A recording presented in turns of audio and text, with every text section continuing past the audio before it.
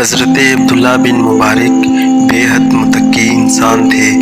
ایک سال جب آپ حج سے فارغ ہوئے تو تھوڑی دیر کے لیے حرم شریف میں سو گئے۔ آپ نے خواب میں دیکھا کہ دو فرشتے آسمان سے نازل ہوئے اور ایک نے دوسرے سے پوچھا، اس سال کتنے لوگ حج کو آئے؟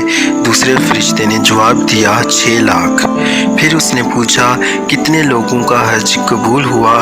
جواب ملا، کسی کا بھی حج قبول نہیں ہوا سوائے دمشق کے اس موچی کے جس کا نام علی بن الموفق ہے۔ وہ حج کو نہیں آ سکا لیکن اس کا حج قبول ہے اور اس کے طفیل اللہ نے سب کو بخش دیا ہے۔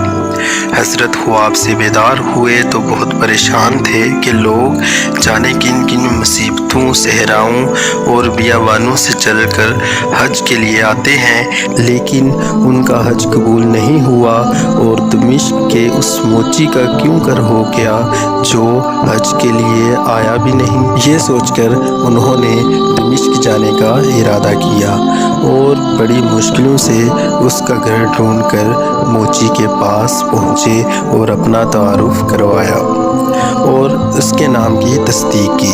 موچی نے انہیں عزت سے گھر لے گیا اور آنے کا سبب پوچھا۔ حضرت عبداللہ بن مبارک نے تفصیل سے اپنا جواب سنایا۔ موچی حضرت عبداللہ کی شہرت اور نام سے واقف تھا۔ اس نے 2 زانو ہو کر آپ کو تعظیم دی اور بتایا کہ وہ 30 سال سے حج کا آرزو مند تھا۔ تھوڑا تھوڑا جمع کرتے کرتے 3000 درہم جمع کیے اور اس سال حج کا ارادہ کیا۔ ایک دن میری بیوی نے مجھ سے کہا کہ پڑوس کے گھر سے گوشت پکنے کی خوشبو آ رہی ہے، تم جاؤ تھوڑا سا مانگ لاؤ۔ میں پڑوسی کے گھر گیا، اس سے گوشت کے لیے کہا تو اس نے نہایت عاجزی سے کہا، 3 دن اور 3 راتوں سے میرے بیوی بچوں نے کچھ نہیں کھایا۔ آج اتفاق سے ایک مردار گدھا دیکھا تو اس سے ایک گوشت کا ٹکڑا کاٹ کر لے آیا تاکہ بچوں کا پیٹ بھر سکوں۔ وہی طعام پک رہا ہے، وہی کھانا پک رہا ہے، لیکن میں آپ کو وہ نہیں دے سکتا کیونکہ وہ تمہارے لیے حلال نہیں ہے۔ جب میں نے یہ سنا تو بہت دکھ ہوا کہ پڑوس اور اس کے بچے 3 دن کے فاقے سے ہیں اور میں 3000 درہم گھر میں رکھے بیٹھا ہوں۔